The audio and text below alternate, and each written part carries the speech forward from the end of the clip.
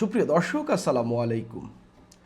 বাংলাদেশের অন্যতম বুদ্ধিজীবী আহমদ ছফা একবার লিখেছিলেন, বঙ্গবন্ধু শেখ মুজিবুর রহমান কিছু বাঘ তৈরি করেছেন এবং কিছু রাজনৈতিক দল সেই বাঘগুলোর কয়েকজনকে নিয়ে খেলা দেখাচ্ছে।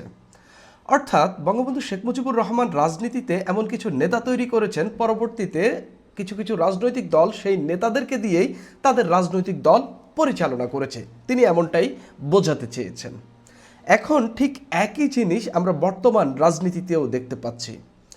বিএনপি এমন কিছু নেতা তৈরি করেছে যেগুলোর উপর ভর করে, বা বিএনপি যেই নেতাদেরকে বহিষ্কার করেছে তাদেরকে মোটামুটি বাঘ না বললেও অন্যান্য আরেকটু ছোট আকৃতির প্রাণীর সঙ্গে তুলনা করা যায়।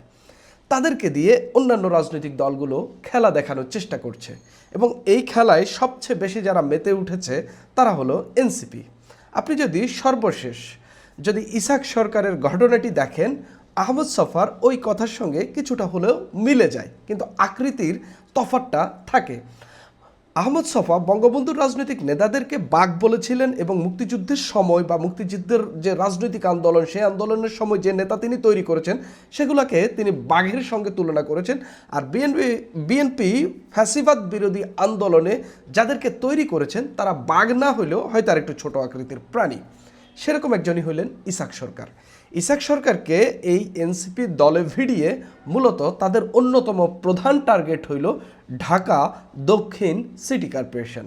এবং সবচেয়ে ইন্টারেস্টিং বিষয় হইল, এই দক্ষিণ সিটি কর্পোরেশন বা টোটাল সিটি কর্পোরেশনের নির্বাচনের তফসিল ঘোষণার আগেই এই নির্বাচনটি নিয়ে ব্যাপক আলোচনা হচ্ছে। এবং আমি আপনাদেরকে গ্যারেন্টি দিয়ে বলতে পারি যে আগামী সিটি কর্পোরেশন নির্বাচনের সবচেয়ে বেশি জমজমাট এবং উত্তেজনাপূর্ণ নির্বাচন হবে এই ঢাকা দক্ষিণ সিটি কর্পোরেশন নির্বাচন। এখানে ব্যাপক রাজনৈতিক হিসাব নিকাশ রয়েছে, এনসিপি এবং জামাতের হিসাব নিকাশ রয়েছে, বিএনপির সঙ্গে তার বিরোধী দলগুলোর হিসাব নিকাশ রয়েছে। নানান হিসাব নিকাশ থেকে কে উতরে আসবে আমি সেসব নিয়ে আলাপ করব, একদম বিস্তারিত আলোচনা। আপনি মোটামুটি হিন্ট পেয়ে যাবেন এখানে আসলে কী ঘটতে যাচ্ছে এবং শেষ পর্যন্ত এই সিটি কর্পোরেশন নির্বাচনে কে বেরিয়ে আসার সম্ভাবনা রয়েছে। আপনি যদি দেখেন, বিএনপির যে যুব সংগঠন, যুব দলের নেতা ছিলেন ইসাক সরকার। ইসাক সরকারকে নির্বাচনে বিদ্রোহী হওয়ার কারণে দল থেকে বহিষ্কার করেছে।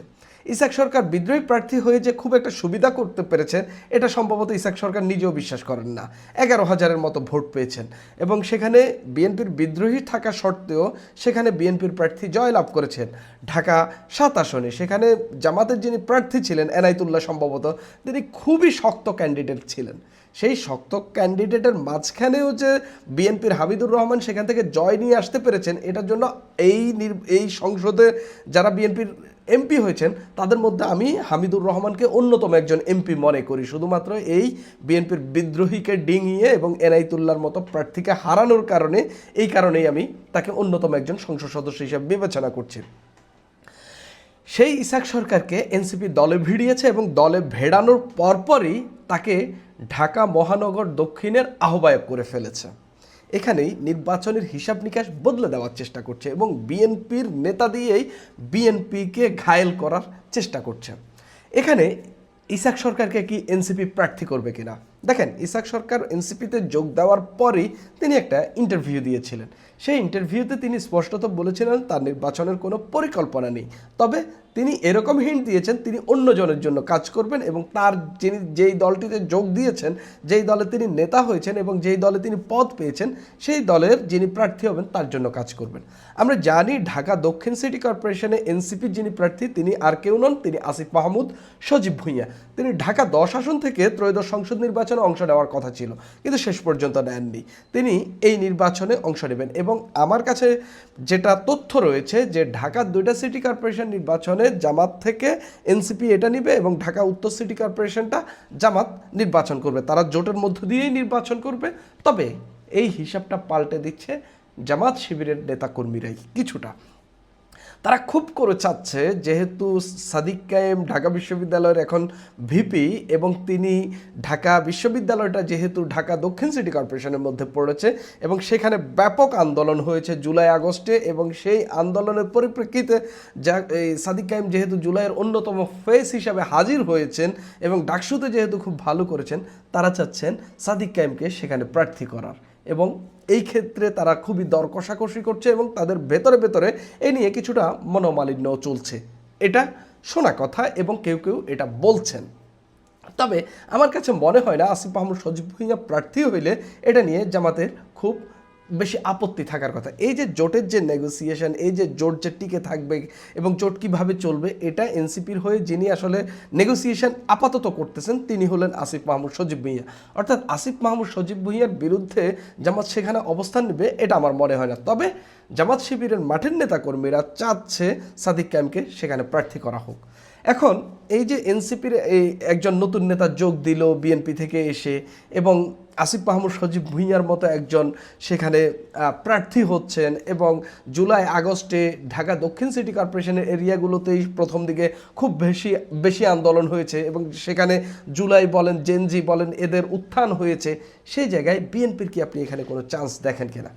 আপনি যদি ত্রয়োদশ সংসদ নির্বাচনের হিসাবটা দেখেন, এখানে এই ঢাকার মধ্যে টোটাল 20টা আসন রয়েছে, এর মধ্যে 17টা আসন সিটি কর্পোরেশনের মধ্যে পড়েছে, 2টা সিটি কর্পোরেশনের মধ্যে পড়েছে। এর মধ্যে ঢাকা দক্ষিণ সিটি কর্পোরেশনের মধ্যে পড়েছে ঢাকা 4, ঢাকা 5, ঢাকা 6, 7, 8, 9, 10, এই 7টি আসন। এর মধ্যে ঢাকা 4 এবং ঢাকা 8, 9 আর সম্ভবত 10 এদের কিছু কিছু জায়গায় ঢাকা উত্তর সিটি কর্পোরেশনের মধ্যেও পড়েছে। তা আপনি টোটালি ধরতে পারেন যে এই ঢাকা 4, 5, 6, 7, 8, 9, 10 এগুলাই ঢাকা দক্ষিণ সিটি কর্পোরেশন।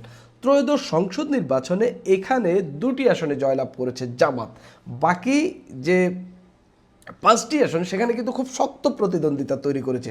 আপনি যদি টোটাল ভোটের হিসাবটা দেখেন, ঢাকা 4 আসনে জামাত জয়লাভ করেছে, এখানে 77,367 ভোট পেয়েছে, আর বিএনপি পেয়েছে 74,000 ভোট। ঢাকা 5 আসনে জামাত জয়লাভ করেছে, 96,000-এর বেশি ভোট পেয়েছে, বিএনপি পেয়েছে 87,000-এর বেশি ভোট। ঢাকা 6 আসনে জামাত হেরেছে, 55,000-এর বেশি ভোট পেয়েছে, বিএনপি পেয়েছে 78,000-এর বেশি ভোট। ঢাকা 7 আসনে জামাত পেয়েছে 98,000-এর বেশি ভোট, বিএনপি পেয়েছে 1,04,000-এর বেশি ভোট। ঢাকা 8 আসনে জামাত পেয়েছে 54,000, জামাত বলতে এনসিপির প্রার্থী ছিলেন নাসিরউদ্দিন পাটোয়ারি, 54,127 ভোট পেয়েছেন, বিএনপি পেয়েছে 59,366 ভোট। ঢাকা 9 আসনে জামাতের আসলে একজন বিদ্রোহী প্রার্থীও ছিলেন, তাসনিম যারা দল থেকে বেরিয়ে গেছেন, আর এখানে এনসিপি থেকে প্রার্থী ছিলেন জাবিদ রাসিন, জাবিদ রাসিন পেয়েছেন 53,460 ভোট। আর তাসনিম যারাকেও আমি এনসিপি ঘরানার ভোটগুলো পেয়েছেই বলে ধরে নিচ্ছি, তিনি পেয়েছিলেন 44,684 ভোট। আর বিএনপি এককভাবে পেয়েছে 1,11,212 ভোট। ঢাকা 10 আসনে জামাত হেরেছে, 77,000-এর বেশি ভোট পেয়েছে, বিএনপি পেয়েছে 80,000-এর বেশি ভোট। এখন ঢাকা দক্ষিণ সিটি কর্পোরেশনে যে টোটাল 7টি আসন রয়েছে, সেই 7টি আসনে জামাত টোটাল ভোট পেয়েছে 5,57,597 ভোট, আর বিএনপি যে এই 7টি আসনের টোটাল ভোট পেয়েছে 5,96,468 ভোট। আপনি যদি পার্থক্যটা দেখেন, খুব আহামরি পার্থক্য না, মানে 40,000-40,000-এর মতো পার্থক্য। তো এটা যদি ইসাক সরকার আইসা কিছু ভ্যালিউ অ্যাড করে এবং তাসনিম যারা বলেন বা হচ্ছে আসিফ মাহমুদের সজীব ভুঁইয়ার মতো যদি নেতা মাঠে নামেন, অনেকেই বলছেন যে এই যে দূরত্ব, এই যে ফারাক, এটা অনেকটা গুছিয়ে আসবে। তবে এখানে বিএনপির কে প্রার্থী হবেন এটাও খুবই গুরুত্বপূর্ণ। এবং একটি সরকার গঠনের পর যখন এই স্থানীয় সরকার নির্বাচনগুলো হয়, মানুষের একটা টেন্ডেন্সি থাকে যে সরকার দলীয় এমপি কিংবা মেয়র কিংবা চেয়ারম্যানরাই হচ্ছে আমাদের ভালো উপকার করতে পারবে এবং ভালো উন্নয়ন করতে পারে। আবার এখানে অ্যান্টি এস্টাবলিশমেন্টেরও একটা সেন্স মানুষের থাকে, কেননা মানুষ চায় যে সরকার আছে তার লোক যেন নির্বাচিত না হয়, সেই চেষ্টাও করে। এখানে জামাতের বিরুদ্ধে বা এনসিপির বিরুদ্ধে বিএনপির প্রার্থী হইতে পারে এরকম অন্তত 3 জনের নাম শোনা যায়। এর মধ্যে আব্দুল সালাম, যিনি এখন বর্তমানে ঢাকা দক্ষিণ সিটি কর্পোরেশনের প্রশাসক হিসেবে দায়িত্ব পালন করেছেন, জনাব তারেক রহমানের উপদেষ্টা, এবং তিনি খুবই ক্লোজড ব্যক্তি তার, এবং ঢাকা 17 আসনে যে জনাব তারেক রহমান যে নির্বাচন করেছেন সেখানে তার প্রধান নির্বাচনী এজেন্ট ছিলেন। তিনি ঢাকা মহানগর দক্ষিণ বিএনপির প্রধানও ছিলেন, সভাপতিও ছিলেন। তাকে খুব ভালোভাবে বিবেচনা করা হচ্ছে। এর বাইরে ইশরাক হোসেনকে নিয়ে বেশ কিছু বিতর্ক রয়েছে। তিনি জামাতের বট আইডি বলেন বা অন্যান্য জায়গা থেকে তাকে নিয়ে খুবই নেতিবাচক প্রচারণা রয়েছে।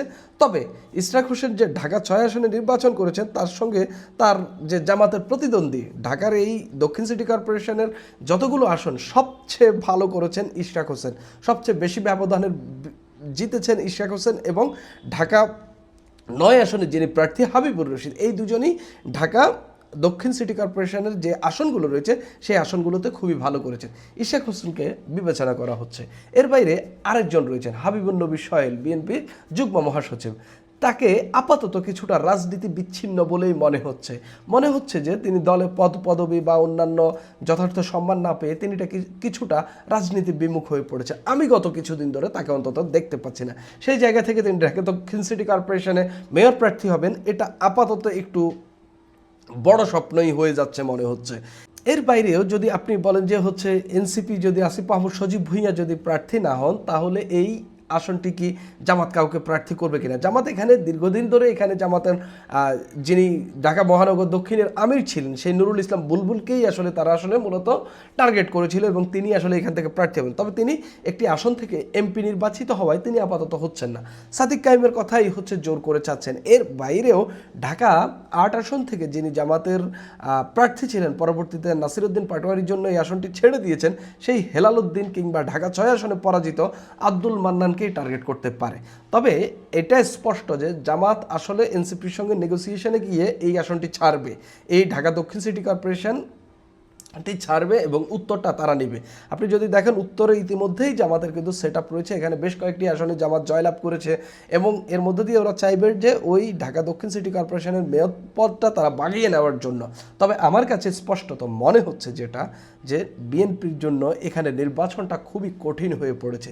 খুব ভালো এবং গ্রহণযোগ্য একজন প্রার্থী দিতে না পারলে, ক্লিন ইমেজের একজন প্রার্থী দিতে না পারলে, বর্তমান যিনি প্রশাসক আছেন তিনি যদি খুব ভালো কাজ করতে না পারেন এবং তিনি যদি সেভাবে মাঠ গুছিয়ে না নিতে পারেন বা তিনি যদি এটা প্রমাণ করতে ব্যর্থ হন যে বিএনপির যিনি মেয়র হবেন তিনি আসলে খুব ভালো কিছু দিতে পারবেন না, এটা যদি তিনি প্রমাণ করে ফেলেন, তাহলে কিন্তু বিএনপির জন্য এখানে এই মেয়র হওয়াটা খুবই কঠিন এবং যতটা সহজ দেখা যাচ্ছে এনসিপির জন্য।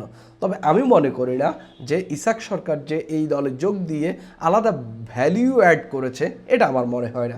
ইসাক সরকার ওই যে আহমদ ছফা যাদেরকে বঙ্গবন্ধুর বাঘ বলেছিলেন, বিএনপির জন্য ইসাক সরকার একজন পিঁপড়ার মতোই, খুবই ক্ষুদ্রকার প্রাণীর মতোই আমি তুলনা করেছি। তবে আসলে বিএনপির জন্য তিনি আসলে ওই রকমই, যিনি নিজে বিদ্রোহী প্রার্থী হয়ে মাত্র 11,000 ভোট পান, তাকে আসলে এর বেশি বড় প্রাণী ভাববার কোনো আসলে যৌক্তিকতাও নেই। সুপ্রিয় দর্শক, এখন এই পর্যন্তই।